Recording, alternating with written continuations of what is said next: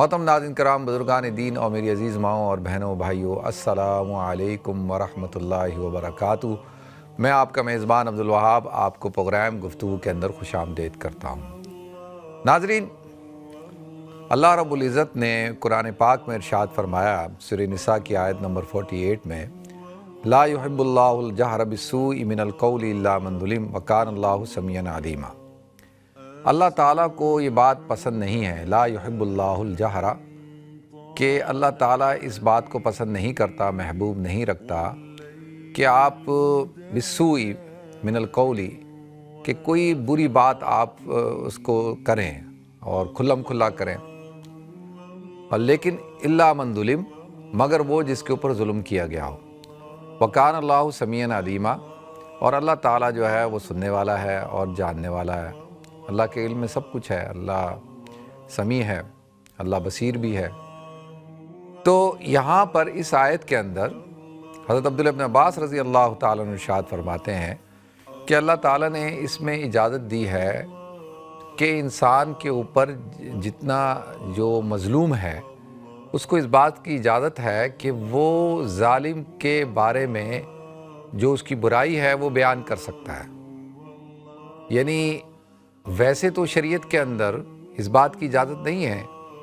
کہ آپ کسی کے اندر کوئی عیب دیکھتے ہیں، کوئی دینی عیب ہے یا دنیاوی عیب ہے،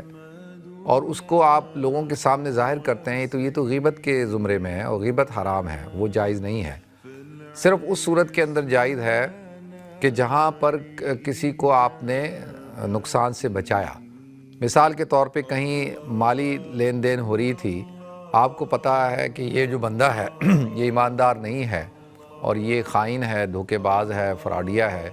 اور یہ چیٹر ہے، دھوکہ دے گا، تو آپ نے اس دوسرے شخص کو بتا دیا کہ یہ بندہ ٹھیک نہیں ہے، اس سے آپ دینی معاملہ نہ کریں کیونکہ یہ اس کے معاملات ٹھیک نہیں ہیں۔ تو آپ نے ایک شخص کی برائی دوسرے شخص کے سامنے ظاہر کی، تو اب شریعت میں تو منع ہے نا کسی کی عیبوں کو بیان کرنا، لیکن یہاں پر آپ اس شخص کو اس کے شر سے بچا رہے ہیں، اس کے ضرر سے بچا رہے ہیں، اس کو نقصان سے بچا رہے ہیں، تو اس لیے یہاں جائز ہے۔ اسی طریقے سے کہیں پر کوئی نکاح کا پیغام کسی نے بھیجا اور آپ کے علم میں یہ بات آ گئی کہ وہ لڑکا یا لڑکی کوئی معاملات ٹھیک نہیں ہیں، یعنی کوئی اخلاقی طور پر یا کوئی اور جھوٹ بول رہے ہیں، یا وہ پہلے سے شادی شدہ ہے، یا اس کا کریکٹر ٹھیک نہیں ہے، اسی طرح سے لڑکی ہے، کوئی اور کوئی ایشوز ہیں، تو صرف اور صرف نقصان سے بچانے کے لیے تو آپ کسی کے سامنے عیب کو ظاہر کر سکتے ہیں۔ تو یہاں پہ اللہ تعالیٰ کہتا ہے کہ اللہ کو یہ بات پسند نہیں ہے کہ آپ کوئی برائی بیان کریں یا کھل کر کسی کے عیب کو ظاہر کریں، مگر کیا الا من ظلم، مگر جس کے اوپر ظلم ہو۔ تو یہاں پر علماء نے اس بات کو بیان کیا کہ جو مظلوم ہے اس کو اجازت ہے کہ وہ اس کے اوپر جو ظلم اور زیادتی کی گئی ہے، جو ظالم ہے جس نے ظلم کیا ہے، وہ اس کے بارے میں کیا کر سکتا ہے، بد دعا کر سکتا ہے، اور لوگوں کے سامنے اس کا تذکرہ کر سکتا ہے، اور تاکہ وہ اپنے ظلم سے باز آ جائے۔ اور اگر وہ لوگوں کے سامنے تذکرہ بھی نہیں کرتا اور اللہ سے دعا کرتا ہے، بد دعا کرتا ہے کہ اللہ تو اس ظالم کو برباد کر، تو اس کی اجازت ہے، کیونکہ یہ ایک طرح سے آپ معاشرے کے اندر جو ظالم ہے اس کے ظلم سے لوگوں کو بچا رہے ہیں، اور معاشرہ جو تباہ و برباد ہو رہا ہے، اس کا چین اور سکون، اطمینان تباہ ہو گیا، اس سے آپ لوگوں کو محفوظ رکھ رہے ہیں کہ بھئی یہ شخص جو ہے یہ ظالم ہے، اور اس کے ظلم سے تاکہ لوگ بچیں۔ عام طور پر کیا ہوتا ہے کہ جو مظلوم ہے، مظلوم کے پاس جب اس کے اوپر ظلم کیا، اب ظلم کرنے والے لوگ طاقتور ہوں گے، اب اگر طاقتور شخص اتنا ظالم، اتنا مضبوط ہے، اتنا طاقتور ہے کہ مظلوم اس کے خوف سے، اس کی طاقت سے، اس کے اثر و رسوخ سے، اس کی مال دولت سے، اس کے عہدے سے اپنے آپ کو اتنا غیر محفوظ سمجھتا ہے کہ اگر اس نے کہیں کسی کے سامنے شکایت کی اور اپنی آواز کو بلند کیا تو اس کو اور زیادہ نقصان پہنچایا جائے گا، یعنی ہو سکتا ہے کہ اس کو قتل کر دیا جائے، ہو سکتا ہے کہ اس کو اور زیادہ ظلم کا شکار بنایا جائے۔ تو اب اس کے پاس کیا اللہ تعالیٰ کی طرف سے کیا اللہ نے اس کو طاقت دی ہے، اس کے پاس کیا راستہ ہے؟ تو ایک راستہ تو یہ ہے کہ بھئی پھر وہ اس کے لیے بد دعا کرے۔ تو اب حالانکہ بد دعا سے جو ہے وہ منع کیا گیا ہے کہ بد دعا نہیں کرنی چاہیے، لیکن یہاں پر حدیث میں آتا ہے اتقوا دعوۃ المظلوم فإنہ لیس بین اللہ وبینہ حجاب، کہ مظلوم کی بد دعا سے بچو کیونکہ اس کے اور اللہ کے درمیان کسی قسم کا کوئی حجاب نہیں ہوتا۔ تو اس لیے کہا گیا کہ بھئی ظالم کو اس کے ظلم سے بچانے کے لیے اب ایک مظلوم کیا کر رہا ہے، وہ بد دعا کر رہا ہے، تو وہ جب بد دعا کرتا ہے جب اس کے پاس دنیاوی طور پر کسی قسم کی کوئی سنوائی نہیں ہو رہی۔ مثال کے طور پر آپ پہ ظلم ہوا تو آپ نے کیا کیا کہ بھئی خاندان میں کوئی ظالم ہے جس نے آپ پر ظلم کیا، اب وہ آپ نے اب خاندان کے اندر آپ نے لوگوں کے سامنے اس کو افشا کر دیا کہ بھئی یہ شخص ہے، اس نے میرے پہ ظلم کیا ہے۔ مثال کے طور پہ آپ کی جائیداد کھا لی، آپ کی جائیداد جو ہے وہ غصب کر لی، چاہے وہ بڑا بھائی ہے، چاہے وہ چاچا ہے، چاہے وہ اور کوئی عزیز و قریب ہے، کوئی رشتہ دار ہے یا کوئی بھی شخص ہے، تو اب آپ کو یہ پورا حق ہے کہ آپ اس کے بارے میں لوگوں کو بتائیں، خاندان میں لوگوں کو بتائیں کہ بھئی اس شخص نے یہ ظلم کیا ہے، یہ ظالم ہے۔ اسی طرح سے کیوں کہ جب آپ خاندان میں لوگوں کے سامنے اس کا تذکرہ کریں گے تو اس سے کیا ہوگا کہ لوگ اس کو عار دلائیں گے، لوگ اس کو عزت نہیں دیں گے، لوگ اس کو جو ہے وہ دھتکاریں گے، وہ کہیں گے کہ یہ کیسا شخص ہے کہ اس نے اپنے بھائی کی جائیداد کھا گیا، اس نے دھوکہ کیا، اس نے فراڈ کیا، اس نے یہ بہن کی جائیداد کھا گیا۔ تو یہ تو ایک جائیداد کے حوالے سے بات ہے، تو وہ لیکن اب ہمارا معاشرہ بھی تو اس طرح کا ہونا چاہیے۔ ہمارے معاشرے میں تو عجیب صورتحال ہو گئی کہ کوئی ظالم جو ہے جتنا زیادہ ظلم کرتا ہے لوگ اس کے اور زیادہ اس کی عزت کرنے لگ جاتے ہیں۔ دیکھیں ایک ہوتا ہے کہ اس کے شر سے بچنے کے لیے، اب اسلام اس بات کی اجازت دیتا ہے کہ ایک ظالم ہے جو شتر بے مہار ہو چکا، اس کے پاس طاقت ہے، اس کے پاس ریاست ہے، اس کے پاس اسلحہ ہے، اس کے پاس فوج ہے، تو اب آپ اس کے ظلم سے بچنے کے لیے خاموشی اختیار کر لیتے ہیں، کیونکہ آپ کو پتہ ہے کہ اگر میں نے بولا تو یہ تو مجھے بھی نقصان پہنچائے گا، میرے خاندان کو بھی نقصان پہنچا دے گا۔ جیسے عام طور پہ آپ دیکھیں کہ دنیا میں ہوتا ہے کہ جہاں بھی آپ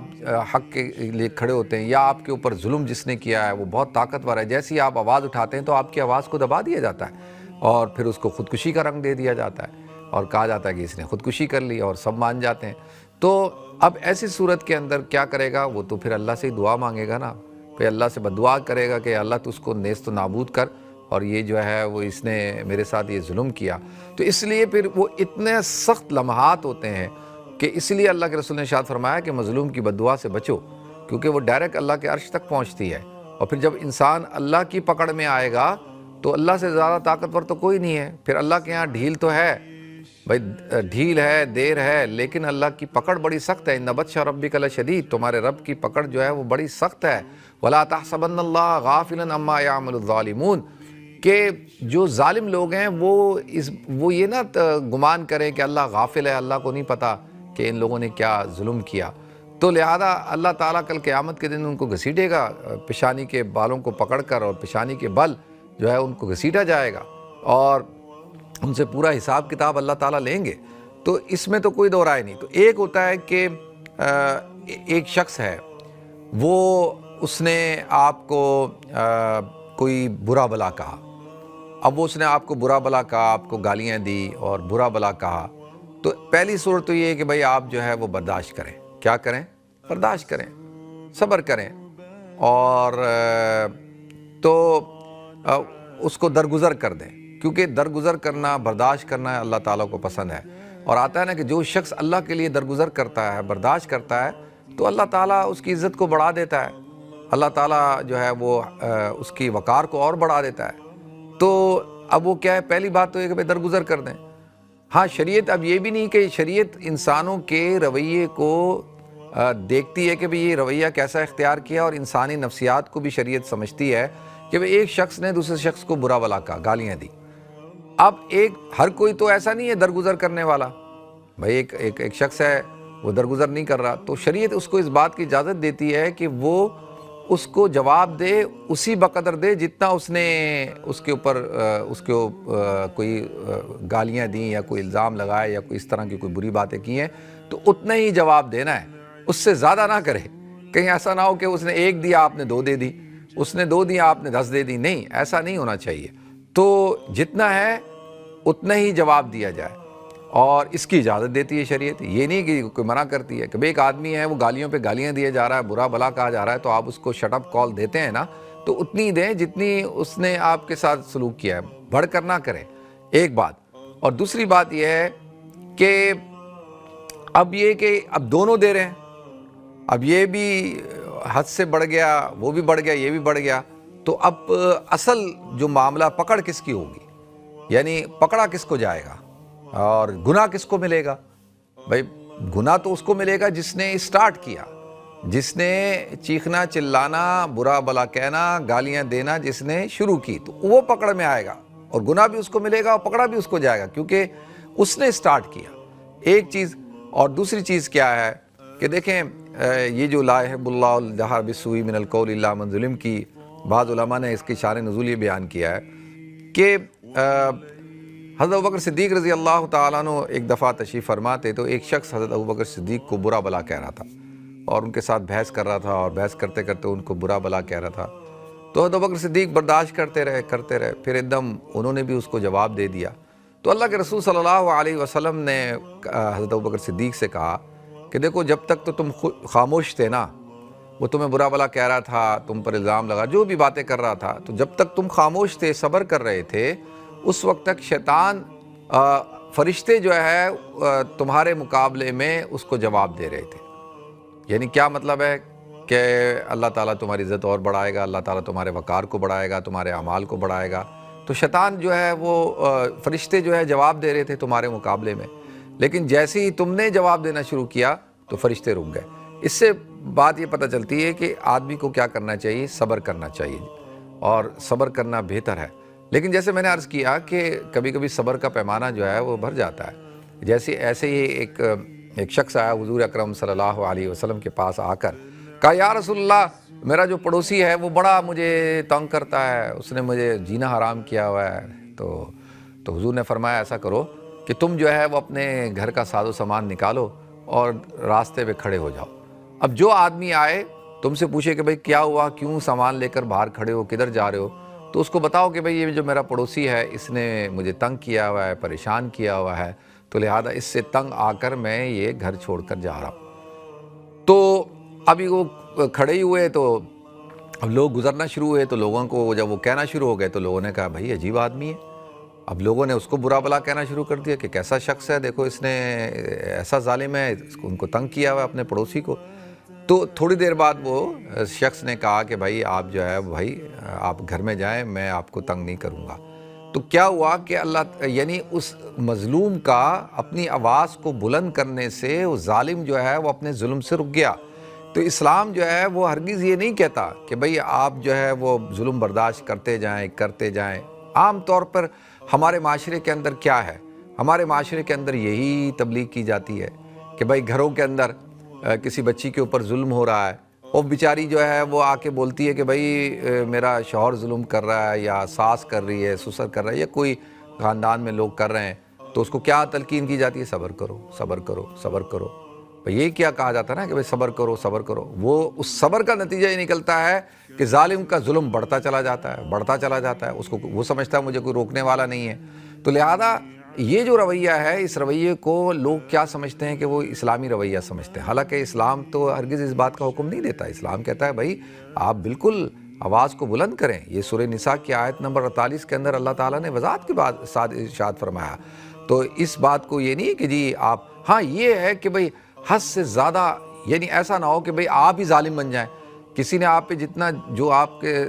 ظلم کے بقدر بدلہ ہونا چاہیے، یہ تو نہیں ہو کہ بھئی آپ الٹا اور یعنی حد سے زیادہ تجاوز کرنے والے بن جائیں. لیکن اللہ کے رسول صلی اللہ علیہ وسلم کی جو حدیث ہے، آپ نے فرمایا لیس الشدید بالسرعہ، کہ پہلوان وہ نہیں ہے جو اپنے غصے کو نکال دے. انما الشدید الذی یملک نفسہ عند الغضب. لیکن پہلوان کا کام پچھاڑنا نہیں ہے، پہلوان وہ ہے جو الذی یملک نفسہ عند الغضب، جو غصے کے وقت میں اپنی نفس کے اوپر کنٹرول رکھتا ہے، جس کا کنٹرول ہے اپنے اوپر. بھائی جتنا ہے اتنا ہی رکھے. یہ نہ ہو کہ بھائی حضرت علی رضی اللہ تعالیٰ کے بارے میں آتا ہے کہ غزوے میں ہے اور ایک جو ہے اپنا دشمن کے اوپر وہ قابو پا چکے ہیں، اور جیسی دشمن کو وہ اس کو ختم کر رہے تھے تو اس نے حضرت علی کے اوپر تھوک دیا، تو حضرت علی رضی اللہ تعالیٰ عنہ اس کو چھوڑ دیا۔ تو وہ بڑا حیران ہوا، اس نے بولا کہ آپ تو میرے پہ قابو پا چکے تھے، مجھے ختم کر سکتے تھے، تو آپ نے مجھے کیوں چھوڑا؟ کہا کہ پہلے جو تھا وہ اللہ کا حکم تھا، اور اپنی ذات کے لیے تو میں تم سے نہیں لڑ رہا تھا، لیکن جب تم نے مجھ پہ تھوک دیا تو پھر میری ذات جو ہے وہ آگے آ گئی۔ اب یہ کس کا اسوہ ہے؟ حضرت علی رضی اللہ تعالیٰ عنہ کا۔ تو لہذا ناظرین، اس بات کی ہمیں شریعت نے اجازت دی ہے کہ بھئی آپ اگر آپ کا پڑوسی یا کوئی اور شخص اسی طریقے سے کوئی اور برائی کرتا ہے تو آپ گلہ بھی کر سکتے ہیں، آپ اس کے حوالے سے گفتگو بھی کر سکتے ہیں بعد۔ تو اب ایک چیز تو ہمیں دیکھنا ہے کہ بہتان نہیں لگانا۔ بہتان کیا ہوتا ہے؟ کسی نے آپ پر بہتان لگایا، مثال کے طور پہ کوئی الزام لگا دیا، آپ کے کریکٹر کے اوپر حملہ کر دیا یا کوئی اور ایشو بہتان لگایا، تو اب آپ بھی اس نے تو جھوٹا بہتان لگایا، آپ بھی جھوٹا بہتان لگانے لگ گئے۔ اس نے کہا کہ جی یہ بندہ، مثال کے طور پہ میں نے دیکھا ہے کہ جی یہ بندہ جو ہے وہ شراب پیتا ہے، اب وہ جھوٹا ہے، جھوٹا الزام لگا رہا ہے، بہتان لگا رہا ہے، لوگوں کو بتا رہا ہے، تو آپ نے بھی کہہ دیا ہاں مجھے یہ بھی بندہ جو ہے شراب پیتا ہے، یہ بھی یہی کرتا ہے، حالانکہ آپ کے پاس کوئی وہ نہیں۔ تو اس طرح نہیں، آپ اپنا دفاع کر سکتے ہیں، لیکن یہ نہیں کہ بھئی آپ بھی بہتان لگانا شروع ہو جائے۔ تو آپ کو پورا حق ہے کہ اپنے دفاع کا، اور اس بات کا حق ہے کہ بھئی آپ اس کے حوالے سے جو دائرہ کار ہے، مثال کے طور پہ اگر خاندان ہے تو خاندان، اب تو خاندانوں کا بھی معاملہ بگڑ چکا، وہ خاندان ہی نہیں رہے جس خاندانوں میں بزرگ ہوا کرتے تھے، اب تو بزرگ خود پارٹی بن جاتے ہیں۔ اچھا، اور میں حیران ہوں کہ لوگوں کی عمریں 70 سال ہو گئی لیکن ابھی تک ان کے اندر دانائی نہیں آئی، سمجھداری نہیں آئی، اور اس قسم کی بات کریں گے کہ آدمی حیران ہو جائے گا کہ یار 70 سال عمر ہونے کو آ گئی ہے لیکن سمجھداری جو ہے وہ بالکل بھی قریب سے نہیں گزری۔ تو اس سے بات پتہ چلتی ہے کہ بھئی سمجھداری اور دانائی کا تعلق عمر کے ساتھ نہیں ہوتا، یہ اللہ تعالیٰ کی طرف سے ایک اللہ کا خاص تحفہ اور عنایت ہوتی ہے، اور یہ دانائی اور حکمت اور بصیرت اللہ تعالیٰ سمجھداری ان لوگوں کو دیتا ہے جو علم حاصل کرتے ہیں، جو کتابیں پڑھتے ہیں، جو علماء کی صحبت میں بیٹھتے ہیں، اور جو نیک اور صالح لوگ ہوتے ہیں، جو انصاف پسند لوگ ہوتے ہیں۔ تو ہمارے ہاں تو بڑی عمر کے لوگ، ابھی خاندان کے اندر ایشوز ہوتے ہیں، بھائیوں میں ایشو ہے، اب آدمی کو سمجھ ہی نہیں لگتی کہ بھئی کس سے بات کریں، کہ ایک بھائی ہے وہ زیادتی پہ اترا ہوا ہے اور اس نے ساری زیادتیوں کی حد ختم کر کے رکھ دی ہے، اور دوسرے بھائی جو ہیں ان کو پڑی نہیں ہے، وہ ان کے ساتھ بات کرتا ہے، وہ کہتے ہیں صبر کرو، وہ کہتے ہیں تمہیں کیا ضرورت پڑی، چھوڑو اس کو، اس کے راستے پہ رہنے، وہ تعلق ختم کرتا ہے ختم کرنے دو، وہ جو کرتا ہے کرنے دو، جو بول رہا ہے بولنے دو، وہ بھی کچھ کرتے نہیں تو اب آدمی کدھر جائے؟ تو اسی طریقے سے آپ کو اختیار حاصل ہے کہ آپ جو ہے وہ کس کے پاس، قاضی کے پاس جا سکتے ہیں، آپ جو ہے وہ آپ خاندان کے کسی بڑے کے پاس جا سکتے ہیں، آپ مسجد کے امام کے پاس جا سکتے ہیں، اور آپ اسی طریقے سے جو اللہ تعالیٰ نے جن کو عزت دی ہے ان کے پاس جا سکتے ہیں، آپ ان سے اپنا مقدمہ پیش کریں کہ بھئی یہ میرے ساتھ زیادتی ہوئی ہے۔ اچھا، اس کا فائدہ یہ ہوگا ناظرین، اس کا فائدہ یہ ہوتا ہے کہ جو پھر ظالم جو ہوتا ہے وہ ظلم سے رکتا ہے۔ اگر ہم ظالم کے ظلم کو بیان نہیں کریں گے تو پھر کیا نتیجہ نکلے گا؟ وہ تو پھر حرام ہو جائے گا نا۔ اب دیکھیں، میں جیسے دنیا کے اندر اس وقت جو ظالم ہے وہ تو اپنے ظلم کے ساتھ دندناتا پھر رہا ہے، اس کو کوئی روکنے والا نہیں ہے، تو کم سے کم اس کے ظلم کو عیاں تو کیا جائے، افشا تو کیا جائے، بتایا تو جائے کہ بھئی یہ دیکھو اس نے کتنا ظلم کیا۔ تو عام طور پہ کیا ہوتا ہے کہ مثال کے طور پہ اگر کسی مدرسے کی کوئی محتمم کی، کسی عالم کی کوئی ویڈیو باہر آ جاتی ہے اور دکھایا جاتا ہے کہ اس کے اندر وہ ظلم کر رہا ہے، قاری کی آ جاتی ہے کہ وہ بچوں کو اوپر تشدد کر رہا ہے، میں اس لیے دیندار لوگوں کی بات کر رہا ہوں، علماء کی، قراء کی، تو تاکہ بھئی ہمارا جو طبقہ ہے اس کی بھی تو اصلاح ہو نا۔ اسی طرح کسی اور کی بھی، کوئی پولیس والے کی، کوئی اور طاقتور شخص ہے، کوئی وڈیرا ہے، کوئی ایم این اے ہے، کوئی ایم پی ہے، تو پھر عام طور پہ ہم کیا کرتے ہیں، ہم کہتے ہیں نہیں یار ان چیزوں کو ظاہر نہ کرو، چھپاؤ ان کو، اس کا جو ہے فائدہ نہیں، نقصان ہوگا۔ تو اس کا کبھی کبھی دیکھیں آپ کو جو ہے وہ آواز اٹھانی پڑتی، کبھی نہیں بلکہ اکثر آواز اٹھانی پڑتی ہے۔ تو جب تک آپ آواز نہیں اٹھائیں گے تو اس وقت تک جو ہے وہ معاملات ٹھیک نہیں ہوں گے۔ اللہ کے رسول صلی اللہ علیہ وسلم نے ارشاد فرمایا، انصر اخاک ظالما او مظلوما، کہ تم اپنے بھائی کی مدد کرو چاہے وہ ظالم ہو یا مظلوم ہو۔ صحابہ نے پوچھا یا رسول اللہ مظلوم کی مدد تو ہمیں پتہ ہے کہ بھئی مظلوم کی مدد کیا ہے، کہ اس کو ظلم سے بچایا جائے، لیکن ظالم کی مدد کیسے ہوگی؟ تو حضور نے فرمایا کہ ظالم کی مدد ایسے ہے کہ اس کو ظلم سے روکا جائے۔ اب ظلم سے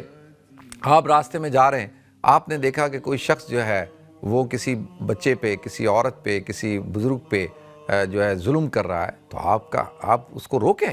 اگر اللہ نے آپ کو استطاعت دی ہے، طاقت کے ذریعے سے، ہاتھ کے ذریعے سے روکیں، زبان کے ذریعے سے روکیں، اور فوراً پولیس کو انوالو کریں، پولیس اور لوگ انوالو ہوں کہ بھئی یہ کیا ہو رہا ہے، تم کیوں ظلم کر رہے ہو، تاکہ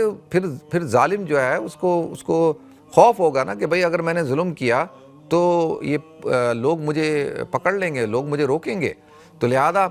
اس طریقے سے ہم نے ظالم کو بھی روکنا ہے ظلم سے، اور یعنی جب ظالم جو ہے وہ طاقتور ہوتا ہے نا، لیکن جو انسان ہے، اگر مظلوم سارے ایک دوسرے کے حمایتی بن جائیں اور سارے مظلوم جو ہے وہ ایک ساتھ ہو جائیں اور دوسرے لوگ بھی ان کے ساتھ ہو جائیں، تو ظالم کتنا ہی بڑا کیوں نہ ہو، لیکن اس کو پھر وہ اپنے ظلم سے باز آنا ہوتا ہے، پھر اس کی تشہیر کی جائے اور اس کے ظلم کو بیان کیا جائے۔ تو اور حقیقتاً آپ دیکھیں دنیا کے اندر ہو ہی ایسے رہا ہے کہ جو ہے اب ظالم خود ہی مظلوم بن جاتا ہے، کیونکہ مظلوم اپنا ظلم کو بتا نہیں رہا، تو ظالم ظلم بھی کر رہا ہے اور مظلوم بھی بن رہا ہے۔ تو یہ بہت خطرناک صورتحال ہے۔ تو ان چیزوں کو ہم نے سمجھنا ہے۔ اللہ تعالیٰ مجھے آپ کو ہم سب کو عمل کرنے کی توفیق عطا فرمائے۔ ناظرین، بریک کی طرف جانا ہے، انشاءاللہ بریک کے بعد حاضر ہوتے ہیں۔ السلام علیکم ورحمۃ اللہ وبرکاتہ۔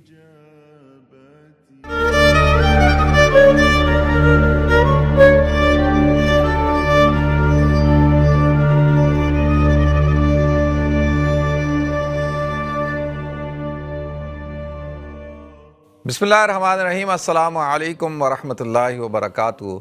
محترم ناظرین کرام، ایک دفعہ پھر پروگرام گفتگو کے اندر خوش آمدید کرتا ہوں۔ ناظرین، حضرت عبداللہ بن مسعود رضی اللہ تعالیٰ عنہ کی روایت ہے کہ آپ فرماتے ہیں کہ میں ایک دفعہ حضور اکرم صلی اللہ علیہ وسلم سے ملنے کے لیے گیا، تو میں نے دیکھا کہ حضور اکرم صلی اللہ علیہ وسلم بہت شدید بیمار ہیں، آپ کو بخار چڑھا ہوا ہے۔ میں نے کہا یا رسول اللہ، آپ کو تو بہت شدید بخار ہے۔ تو حضور نے فرمایا ہاں، مجھے جیسے کہ تم میں سے 2 آدمیوں جتنا بخار چڑھتا ہے، یعنی جتنا تمہیں 2 آدمیوں کو جتنا بخار ہوتا ہے، اتنا مجھے ایک شخص کو بخار، اتنا زیادہ بخار ہوتا ہے، مطلب 2 گنا زیادہ بخار۔ تو حضرت عبداللہ بن مسعود رضی اللہ تعالیٰ فرماتے ہیں کہ میں نے کہا یا رسول اللہ، اس لیے کہ آپ کو اجر بھی دوہرا ملتا ہے؟ تو حضور نے فرمایا ہاں، اور پھر کہا کہ دیکھو، جب تم میں سے کسی شخص کو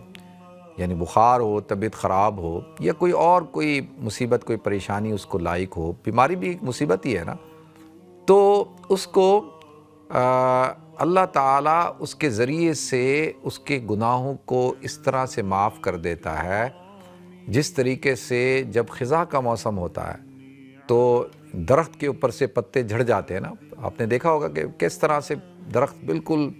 صاف ہو جاتا ہے، اس کے پتے سارے گر جاتے ہیں۔ تو اس طرح سے اللہ تعالیٰ تمام کے تمام جو گناہ ہوتے ہیں، صغیرہ گناہ، اللہ تعالیٰ ان کو معاف کر دیتا ہے۔ تو لہذا ناظرین،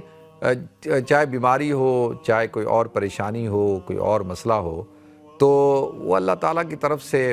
ایک آزمائش ہوتی ہے، اور ہمیں اس آزمائش کا مقابلہ کرنا چاہیے صبر کے ذریعے سے اور ہمت کے ذریعے سے، استقامت کے ذریعے سے، اور اس پر اللہ تعالیٰ کا اجر ملتا ہے۔ بہت سارے لوگ جب بیمار ہو جاتے ہیں، جیسے دیکھیں نا آج کل فلو کا دور ہے اور ہر بندہ کھانس رہا ہے۔ وہ آج جب ظہر کی نماز کے بعد ہمارا ایک دوست ہے، تو وہ کہتا ہے کہ اب تو میں وہ چھینکیں آ رہی تھی، چھینک رہا تھا، اور اس کا فلو اور بیچارہ ٹیشو سے، تو کہتا میں تو اب اس کو بیماری ہی نہیں سمجھتا، میں اس کے تو میں نے کہا تمہارا یہ حال ہے، میرا بھی یہی حال ہے۔ یقین جانیں کہ چھینکیں آتی ہیں تو آنا ہی شروع ہو جاتی ہیں، ختم ہی نہیں ہوتی، اور خاص طور پہ جب رات کے وقت میں، اور اس وقت جب آپ کی اہلیہ محترمہ گہری نیند سو رہی ہوں اور آپ جو ہے آپ کو چھینکیں آنا شروع ہو جائے، اور یا آپ کو کھانسی لگ جائے، تو یعنی کتنی پریشانی کی بات ہے نا کہ بھئی پھر دوبارہ نیند سے وہ بیچاری وہ بھی ڈسٹرب، آپ بھی ڈسٹرب، اور پھر جو ہے نیند آنے میں ٹائم لگتا ہے اس طریقے سے۔ تو اب یہ آج کل تو ہر ایک مسجد میں بھی آپ دیکھیں، ہر جگہ دیکھیں، تو اس لیے میں نے یہ حدیث آپ حضرات کے ساتھ شیئر کی کہ بھئی یہ جو بیماریاں ہیں، فلو ہے، ہم یہ چھوٹی چھوٹی چیزیں ہیں نا، یہ اللہ تعالیٰ ہم سب کی حفاظت فرمائے، بڑی چیزوں سے بھی حفاظت فرمائے، اللہ تعالیٰ چھوٹی چیزوں سے بھی حفاظت فرمائے، ہر قسم کی پریشانی سے اللہ تعالیٰ ہماری حفاظت فرمائے۔ اور اس پر دیکھیں مسلمان جو ہے مسلمان کا تو ہر کام ہی سیدھا ہے کہ وہ اللہ کی نعمتیں ملتی ہیں تو وہ جب شکر کرتا ہے تو اللہ تعالیٰ اس کو اس کی نعمتوں کو بڑھانا شروع کر دیتے ہیں، اللہ تعالیٰ کو اس کے اوپر اور کرم ہو جاتا ہے۔ لیکن نعمتوں کے ملنے پہ جب شکر گزاری کرے گا بندہ تو اللہ تعالیٰ اس کو اور عطا کرے گا، اس کی نعمتوں کو بڑھا دے گا، لَإِن شَكَرْتُمْ لَأَزِيدَنَّكُمْ۔ اور اسی طریقے سے جب کوئی پریشانی آ جائے، کوئی مصیبت آ جائے، کوئی بیماری آ جائے تو انسان کو جو ہے اس کا مقابلہ کرنا چاہیے، پھر اس کو صبر کے ساتھ اور اس کو برداشت کرنا چاہیے۔ تو اس کا فائدہ یہ ہوگا کہ اللہ تعالیٰ گناہوں کو معاف کر دے گا، اللہ تعالیٰ جو ہے اس کو اجر عطا فرمائے گا۔ تو مسلمان کی دیکھیں دونوں حالتوں کی زندگی میں اس کے لیے برکتیں ہی برکتیں ہیں، کامیابی ہی کامیابی ہے، اور اللہ تعالیٰ کا یہ ہم پر خصوصی فضل ہے۔ تو خاص طور پہ وہ حضرات جو بیمار ہیں، دیکھیں بیمار بھی دو قسم کے ہوتے ہیں، یہ جو فلو وغیرہ ہے نا، یہ ہے فیور وغیرہ، اس کی یہ تو کوئی بیماری اب کنسیڈر بھی نہیں ہوتی، اس کے ساتھ تو انسان جی لے گا۔ لیکن بہت سارے لوگ ہوتے ہیں جو بیچارے جن کو سٹروک ہو جاتا ہے، جن کو فالج ہو جاتا ہے، جو ہارٹ کے پیشنٹ ہیں، جن کے ابھی آج میری ایک بہن کا فون آیا کہ انہوں نے اگلے مہینے جانا ہے حج کے اوپر، اور میاں جو ہے اس کو مائنر ہارٹ اٹیک ہو گیا ہے، وہ ہاسپٹل میں ہیں، اب وہ پورا چیک اپ ہوگا، اب اسٹنٹ ڈلیں گے، کیا ہوگا کیا نہیں ہوگا۔ تو وہ اب دیکھیں انسان نے پورا پلان کیا ہوا ہے کہ بھئی وہ اس نے حج پہ جانا ہے، اور آج کل حج تو سستا بھی نہیں ہے، حج تو بہت مہنگا ہے نا۔ اگر دیکھا جائے تو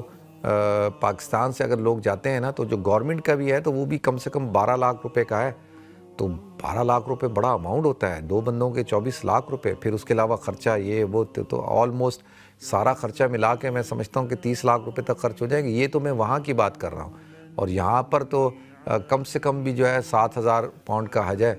جو لوگ اوورسیز ان کا اللہ کرے ان لوگوں کے مسائل حل ہو جائیں۔ تو اب ایسی صورت میں کہ ایک شخص ہے اس نے پوری تیاری کی ہوئی ہے اور وہ اب سفر پہ جانے والا ہے، دم بیمار ہو گیا، تو یہ اللہ کی طرف سے آزمائش ہے، اور اللہ کی طرف سے یہ اب اس کو صبر کرنا چاہیے، اسی میں شاید کوئی اللہ تعالیٰ اس کے لیے کوئی بہتری ہوگی، اللہ تعالیٰ اس کے لیے کوئی خیر ہوگی۔ اب انسان جو ہے وہ تو اسی طرح ہی سوچ سکتا ہے نا کہ بھئی کہ کوئی اللہ کی طرف سے کوئی خیر ہی ہوگی نا۔ اکثر ایسا ہوتا ہے، ہمارا ایک دوست ہے، اس نے دوسرے دن جانا تھا عمرے پہ، پہلے بچوں کو پاکستان لے کے گیا اور پھر وہاں سے فلائٹ پکڑنی تھی، اس کا ایک دوست پہلے پہنچ گیا، اور دوسرے دن فلائٹ ہے، رات کو اس کو ہارٹ اٹیک ہو جاتا ہے اور بیچارہ بیمار ہو جاتا ہے وہ۔ تو اسی طریقے سے بہت سارے لوگ ہوں گے، آپ دیکھ رہے ہوں گے یہ پروگرام، آپ میں سے کتنے لوگ ایسے ہوں گے کہ جن کے ساتھ ایسا ہوتا ہے۔ ابھی ہمارے امجد صاحب ہیں، تو ان کے بہنوئی کا انتقال ہو گیا، انہوں نے ہمارے ساتھ کل موراکو جانا تھا، اور انہوں نے ان کی وائف نے، ذوالفقار صاحب نے، ان کی وائف نے، تو بہنوئی کا انتقال ہو گیا، اب کیا کریں۔ تو اسی طرح سے تو یہ اللہ تعالیٰ نے دنیا کے اندر زندگی کو اسی طریقے سے ڈیزائن کیا ہے۔ جب ایک انسان جو ہے وہ ان چیزوں کو سمجھ لیتا ہے نا کہ بھئی یہ تو ایسے ہی ہے کہ دنیا میں اسی طرح ہی ہوگا کہ کوئی کبھی بیماری ہوگی، کبھی صحت، کبھی نفع، کبھی نقصان، کبھی کچھ کبھی کچھ، یہی تو زندگی ہے، اسی کو تو اللہ تعالیٰ نے زندگی قرار دیا ہے۔ تو اللہ تعالیٰ مجھے آپ کو ہم سب کو عمل کرنے کی توفیق عطا فرمائے۔